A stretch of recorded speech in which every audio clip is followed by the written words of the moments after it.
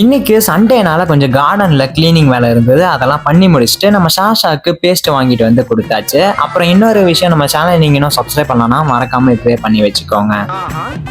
அப்புறமா வீட்டுக்கு வந்து பார்த்தா யார் அது? பேபியம்மா என்ன பண்றீங்க?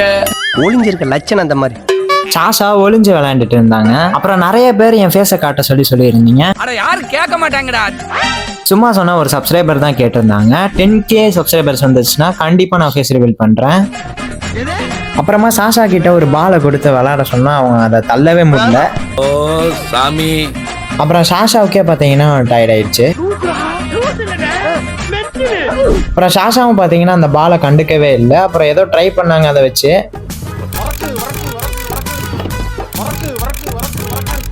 கடைசியா தள்ளி விட்டாங்க. அப்புறம் திரும்பியும் எப்பயும் போல பாத்தீங்கன்னா எங்க அம்மாவுக்கும் என் சாஷாவுக்கும் பயங்கரமான சண்டை.